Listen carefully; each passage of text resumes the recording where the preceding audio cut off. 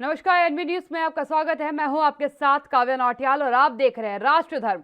बाराबंकी में आज जन आशीर्वाद यात्रा का दूसरा दिन था। यात्रा का नेतृत्व कर रहे केंद्र सरकार में आवास और शहरी विकास राज्य मंत्री कौशल किशोर आज दूसरे दिन भी विपक्ष पर हमलावर रहे।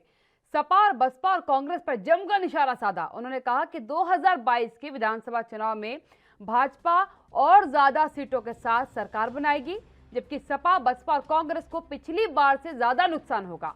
वे हमारे सामने टिक नहीं पाएंगे। इस दौरान उन्होंने भविष्यवाणी करते हुए कहा कि 2022 के विधानसभा चुनाव में 90 से 95% ब्राह्मणों का वोट भाजपा को ही मिलेगा।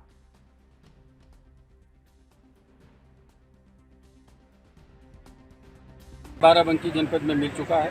जगह जगह जन सैलाब उमड़ रहा है और फिर से इस बार जो जनता का रुझान है भारतीय जनता पार्टी की तरफ, तो सपा और बसपा और कांग्रेस के जो पिछले बार 1917 में सीटें मिली थी और वोट मिला था, उससे ज़्यादा वोट बीजेपी को मिलेगा और विपक्ष को जो सीटें मिली थी उससे कम सीटें मिली। मंत्री जी, जन आशीर्वाद यात्रा 2022 विधानसभा चुनाव में कितना सफल रहेगी, क्योंकि लगातार विपक्ष भी हावी हो रहा है?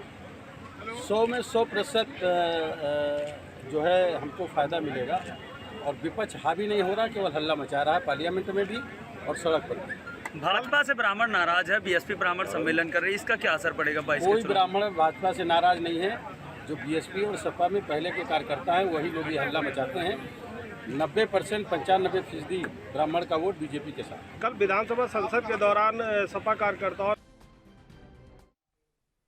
मेरे साथ मेरे मेहमान जुड़े हुए हैं, आपका परिचय कराती हूँ, चर्चा की शुरुआत करती हूँ। प्रदीप भटनागर जी हैं मेरे साथ, भारतीय जनता पार्टी से। इसके साथ ही आरबी उपाध्याय जी हैं मेरे साथ, राजनीतिक विशेषज्ञ हैं।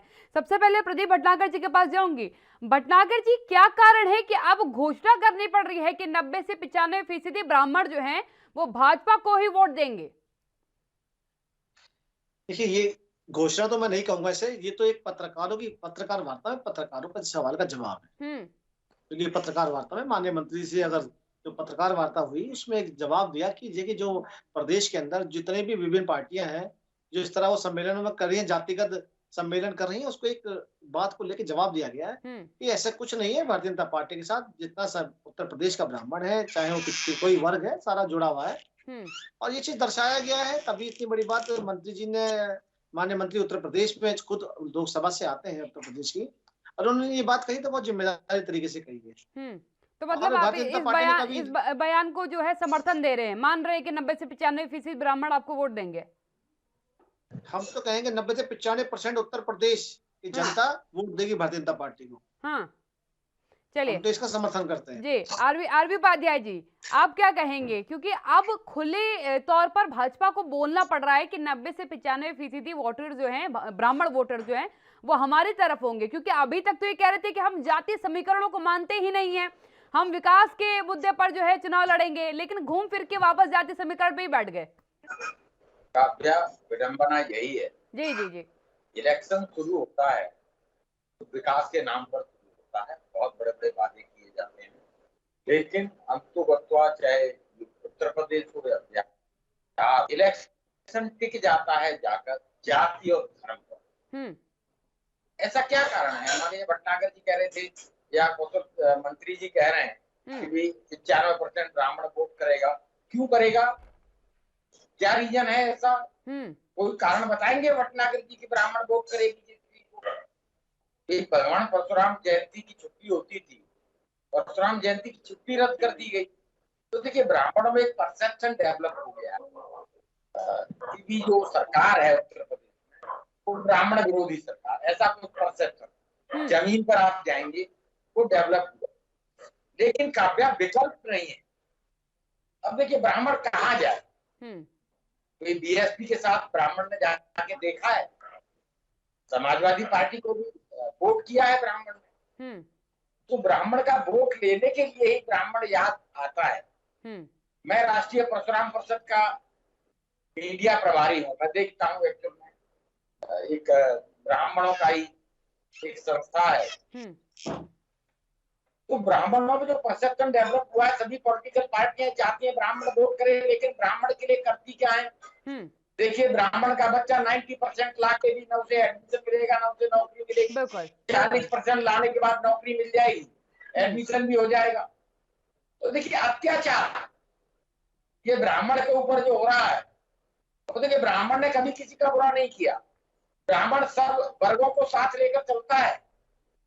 आप आरोप लगाते हैं, और क्षत्रियों ने जो भी अत्याचार किए वो क्षत्रियों ने किए। गांव में आज भी चले जाइए, अगर बारात नहीं निकलने दे रहे हैं किसी SC ST की, तो ब्राह्मण कभी नहीं रोकता है, ना ब्राह्मण झगड़ा करता है, ना लड़ाई चिंता करता है। तो आपका कहना है बेसिकली कि जो ब्राह्मण समुदाय है वो नाराज है, कुछ फैसले इन्होंने ऐसे लिए हैं। चलिए भटनागर जी जवाब दीजिएगा, क्योंकि ये बात तो बिल्कुल मुखर होकर के उत्तर प्रदेश में सामने आई है कि ब्राह्मण समाज आपसे नाराज है। विकास दुबे का कांड गिन लीजिए, रायबरेली में जो घटना हुई उस घटना को याद कर लीजिए। इन सभी घटनाक्रमों के बाद सीधी तौर पर नाराजगी ब्राह्मणों की देखने को मिली थी। तो क्या विकास दुबे जैसे जो कातिल हैं, तो उन्हें क्या आप ब्राह्मण समाज के क्या उसे तबका देते हैं, क्या उसे गोल्ड मेडल? खुशी दुबे के प्रति जो तो लोगों की संवेदनाएं हैं उसका जवाब तो देना पड़ेगा ना आपको। जी मैं बिल्कुल संवेदनाएं क्या करेंगे, हत्यारे को संवेदना देंगे आप? खुशी दुबे हत्यारी तो नहीं थी, कोई अभी तक साबित नहीं कर पाया।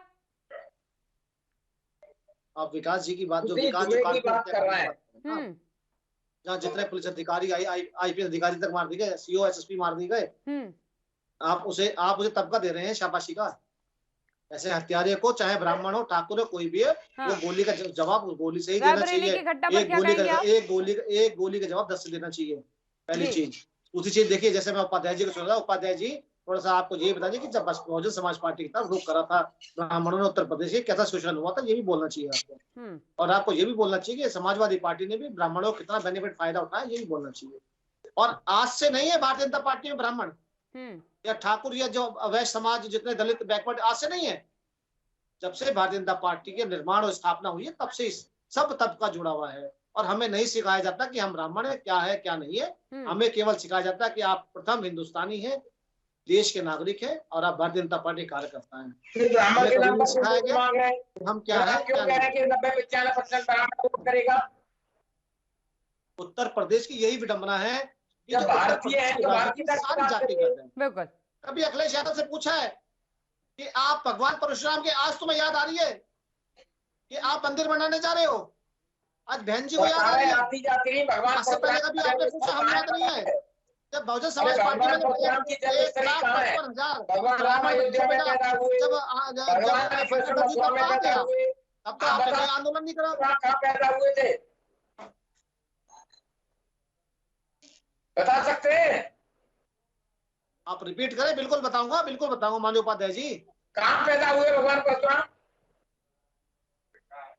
भगवान परशुराम पैदा नहीं हुए, मैं बता दूं, भगवान तो भगवान ही है। भगवान का अवतरण तो होता है कहीं।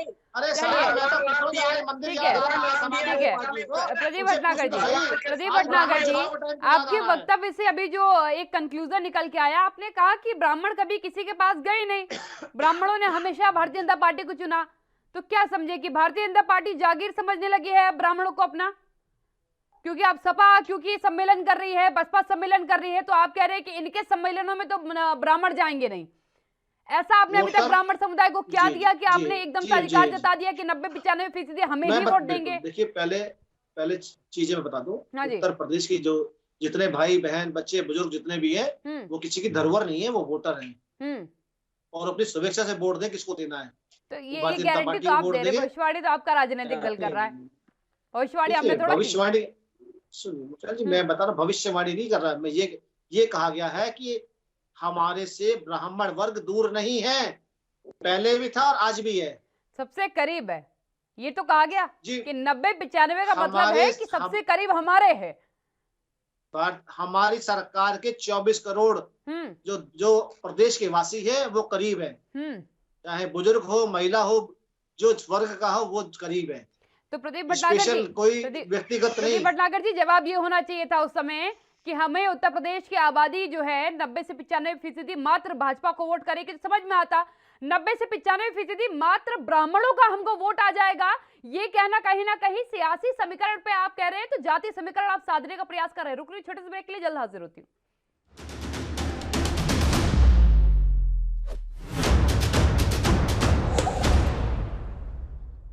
ब्रेक के बाद एक बार फिर आपका स्वागत है। चर्चा को आगे बढ़ाती हूँ, सीधा भटनागर जी के पास जाती हूँ। भटनागर जी, आपको ये इस वक्त कहना चाहिए था ना कि हमें उत्तर प्रदेश की जनसंख्या का वोट प्रतिशत इस अनुपात में मिलेगा। आपने तो उस समय ब्राह्मण कहा, केवल आपके नेता ने ब्राह्मण शब्द का इस्तेमाल किया केवल। मंत्री जी ने जो वक्तव्य कहा, जो हाँ। मीडिया वार्ता चल रही थी उसमें कहा प्रदेश की जो जनता वक्तव्य 24 का करोड़ मतलब ही होता है कि कुछ अनुमान साधा होगा, उन्होंने कुछ समीकरण साध के ही वक्तव्य दिया है। सार्वजनिक जीवन है उनका, यूं ही कुछ भी नहीं कह देते हैं, कुछ सोच समझ के कुछ माप के उन्होंने कहा है। देखिए मैं तो कहूंगा इस समय वो देश के मंत्री हैं, सार्वजनिक जीवन उनका नहीं है, जनता के लिए, देश के लिए है। और वो कोई वक्तव्य करते हैं उसका गेट में कुछ चीज देगी तभी बोलेंगे, इतना तो मैं अनुमान कह सकता हूँ। देखिए पहले जो आपने जो बात करी, उन्होंने जो वर्ग देखा उस वर्ग की अपना वक्तव्य रखा उन्होंने, और उन्हें वो चीज दिखाई दी और हम उस चीज का समर्थन करते हैं। बिल्कुल सही कहा उन्होंने, हर वर्ग हमारे साथ है। तो क्या समझा जाए, ब्राह्मणों के बिना भारतीय जनता पार्टी की सत्ता बड़ी मुश्किल है, वही नैया पार लगा सकते हैं भाजपा की, ऐसा कुछ है? हमारे उत्तर प्रदेश की 24 करोड़ जनता ही नैया पार लगाएगी, जिसका मन करेगा उसकी सरकार बनेगी। तो बयान बार बार जाति समीकरण पे क्यों आते हैं? आरपी उपाध्याय जी, क्या कारण समझे जाए कि बार बार मंचों से, तो जैसे डिबेट में बैठ करके कह रहे हैं कि हिंदुस्तान की, उत्तर प्रदेश की 24 करोड़ की आबादी हमें वोट करेगी, लेकिन जब पूछो जाकर के किसी प्रेस कॉन्फ्रेंस में सवाल आ जाए या मीडिया से जब मुखातिब होते तब पूछ ले, तब जातीय समीकरण, क्षेत्रीय अनुपात हमें समझाने लगते हैं कि इस अनुपात के हिसाब से हम जीतेंगे। तो मंत्री जी का पूरा वक्तव्य बताई देते हैं, नकारा नहीं जा सकता। उत्तर प्रदेश के अंदर जो जातिगत सम्मेलन चल रहा है बहुजन समाज पार्टी और समाजवादी जो ब्राह्मणों के ऊपर बात की गई थी, उत्तर प्रदेश के जितने ब्राह्मण हैं उनके 90-95% वोट है। आप एक तरफ बात करते हैं सर्वधर्म समभाव की, एक तरफ बात करते हैं सबका साथ सबका विकास, दूसरी तरफ आप जाति की बात करते हैं। देखिए कहीं ना कहीं पॉलिटिकल पार्टियों को अपने विकास पर या भरोसा नहीं है। सभी पॉलिटिकल पार्टियां जाति और धर्म और संप्रदाय की बात करती हैं, और इलेक्शन जैसे से नजदीक आता जाएगा आप देखेंगे टिकट बंटवारे में भी आपको जातीय समीकरण नजर आएगा। सर्वजन सुखाय और सर्वजन हिताय का एक नारा चला था, मंत्रिमंडल का विस्तार होगा, जातीय समीकरण आ जाएगा। तो कथनियों करनी का जो फर्क है, और उत्तर प्रदेश का मंत्रिमंडल विस्तार तो उसका एक जीता जाता उदाहरण रहा। कोई ऐसा वर्ग नहीं छोटा जिसको इन्होंने चयनित ना किया हो, प्रत्येक वर्ग से, प्रत्येक जाति से, प्रत्येक बिरादरी से एक एक व्यक्ति को एक एक जगह दी है ताकि कोई भी नाराज ना हो पाए। सार्वजनिक रूप से कहा जाता है जी जी जी, क्योंकि हमने ऐसे उसको साधा है और वो लोग हमें। अब देखिए ब्राह्मण के बारे में जहाँ बात हो रही थी, देखिए 16.5% वोटर है ब्राह्मण। और मैं ये जानता हूँ, मेरे मित्र हैं, इलेक्शन लड़े, काव्या, बहुत छोटा सा मैं एक वाक्य बताऊं। एक ब्राह्मण परिवार था, गांव में एक ही परिवार था, तो उन्हें उम्मीद ये थी कि भी वो ब्राह्मण परिवार है और मैं कैंडिडेट ब्राह्मण हूँ, तो उसके जो 8-10 वोट है उस गांव से, वो तो कंफर्म मुझे मिले। उन्होंने खुद बताया मुझे, उपाध्याय जी 360 वोट उस गांव से मिले। यानी ब्राह्मण लोगों को कहीं ना कहीं एक संगठित करने को, मतलब एक परसेप्शन डेवलप कर देता है। यानी एक अकेली ब्राह्मण फैमिली ने एक गांव से एक ब्राह्मण कैंडिडेट को 360 वोट दिला दिए। तो ब्राह्मण में वो ताकत है कि वो मोल्ड कर देता है समाज को, जिधर मोड़ना चाहता है जी उधर मोड़ देता है। नहीं आरपी उपाध्याय जी, तो फिर स्वीकार करने की क्षमता होनी चाहिए ना, फिर मंच से खड़े होकर के ये कहना कि हम जातीय समीकरण नहीं साधते, ये तो पूर्णतः गलत है। या तो आप भी कहिए, जैसे बाकी राजनीतिक दल कहते हैं कि हम MY फैक्टर पे चलते हैं, हम दलित फैक्टर पे चल रहे हैं, तो आप भी अपना फैक्टर क्लियर कर दीजिए कि हम इस फैक्टर पे चल रहे हैं। देखिए ब्राह्मण जिधर जाता है उधर सरकार बनती है जी, और चाहे अनचाहे, डायरेक्ट या इनडायरेक्ट वे में सभी पॉलिटिकल पार्टियों का टारगेट रहता है। और इलेक्शन के बाद एक्चुअल इस वर्ग विशेष को बुला दिया जाता है, जबकि आज भी अगर गरीबी का आंकड़ा देखा जाएगा तो मैं दावे के साथ कह सकता हूँ सबसे ज्यादा ब्राह्मण गरीब मिलेगा। आज से नहीं, एक लंबे अरसे से आप देखेंगे तो ब्राह्मणों पर जो अत्याचार हो रहा है उसे रोकेगा कौन? पॉलिटिकल पार्टियों को रिजर्वेशन मैं कहता हूँ दीजिए, लेकिन उनका जीवन स्तर उठाइए। मान लीजिए SC ST को आपको आरक्षण देना है, पढ़ाई में दीजिए, उन्हें पढ़ाई लिखा के काबिल करिए। ये नहीं है कि मुझे कुछ नहीं आता, फिर भी मेरा राइट है कि मैं डॉक्टर बनूंगा, तो मैं इलाज क्या करूंगा? चलिए, और ये तो आरक्षण जो का बदला मुद्दा का हो गया, प्लान ये तो हो रहा है, आरक्षण का मुद्दा हो गया, ये एक बड़ी बहस है, एक लंबी बहस है ये।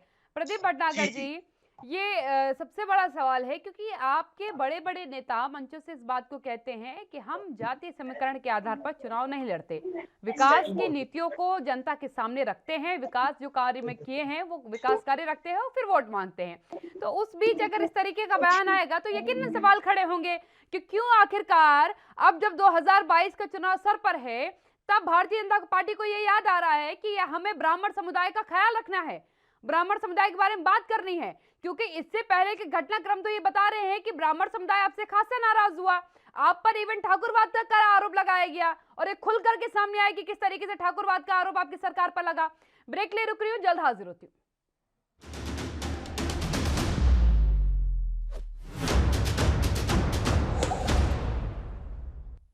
ब्रेक के बाद एक बार फिर आपका स्वागत है। चर्चाओं को आगे बढ़ाऊंगी, भटनागर जी के पास जाऊंगी। भटनागर जी, जवाब दीजिएगा।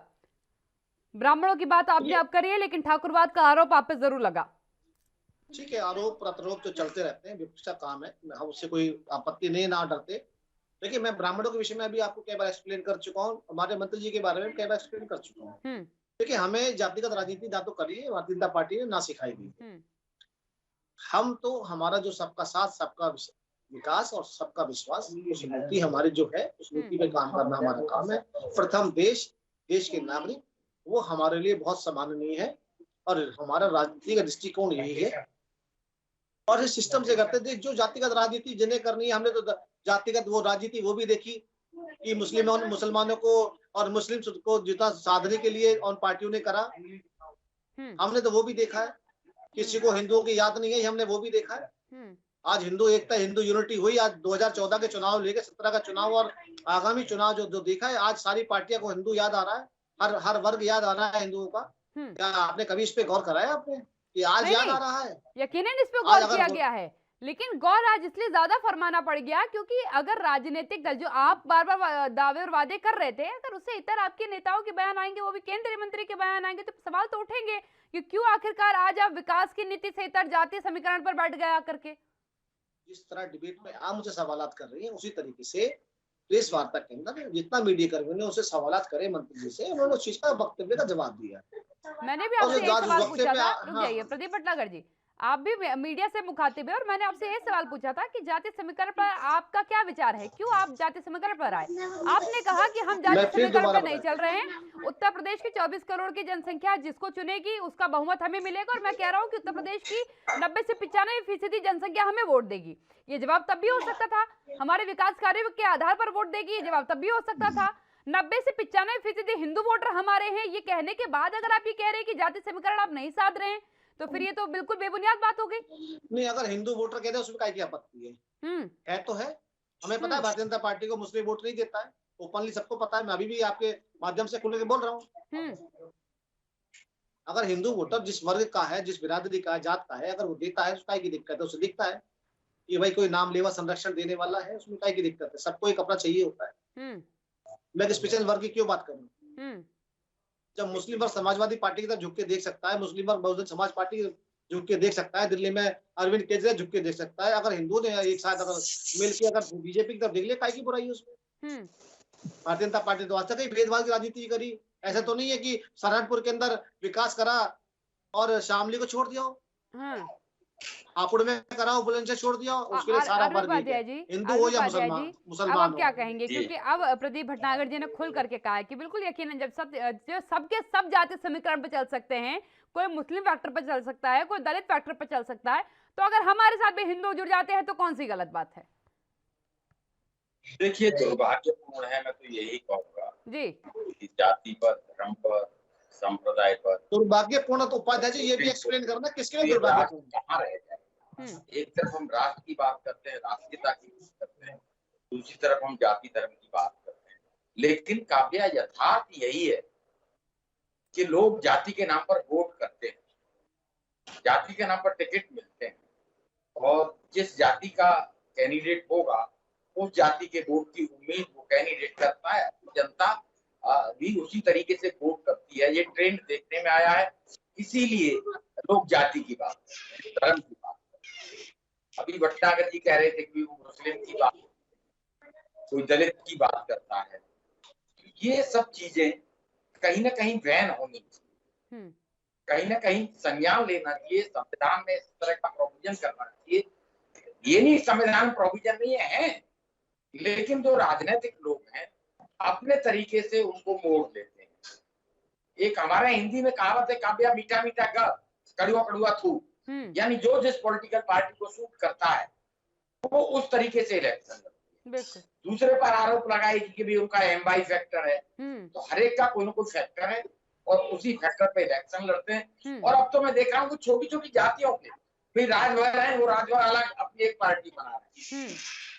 आप देखेंगे कि अलग अलग धर्म और अलग अलग संप्रदाय हो गए, चीजें हैं, वो कहते नहीं कि हम तो सिर्फ मुस्लिम की राजनीति करेंगे। बिल्कुल, पहले संप्रदाय पर बटे हुए थे, हिंदू मुसलमान दलित, इनमें इन्होंने बांटा हुआ था और अब उसमें जातियां भी शामिल कर दी गई हैं। लेकिन कुछ कहना चाह रहे हैं, इसका जवाब कहिए प्रदीप जी, क्या काव्या जी उंगलियां घूमे तो चारों तरफ घूमे। बिल्कुल, पूछिए तो कभी हमारी बहन मायावती जी से पूछिए कि आपने उत्तर प्रदेश को जाति में क्यों बांटा। बिल्कुल प्रदीप भट्टागर जी पूछती, अगर वो मंच से खड़ी होकर के ये नहीं कहती कि हम दलितों का भला चाहते हैं, बिल्कुल पूछती मैं। हमें वो भी हमें नहीं बोलना चाहिए कि जब उन्होंने एक नारा दिया था कि जूते मारो चार, वो भी बोलना नहीं चाहिए। बिल्कुल, तिलक तराजू और तलवार, जूते मारो इनको चार। उस समय कहाँ चले गए थे? मैं क्या कह रही हूँ आपसे, उन्होंने लेकिन मंच से खड़े होकर के स्वीकार किया है कि मैं दलित समाज की राजनीति करती हूँ, दलित और पिछड़ों को आगे लाना चाहती हूँ।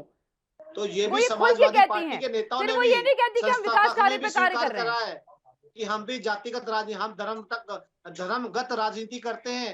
ये समाजवादी पार्टी के मुखिया ने और उनके जो सह मुखिया बने उन्होंने भी स्वीकार किया है।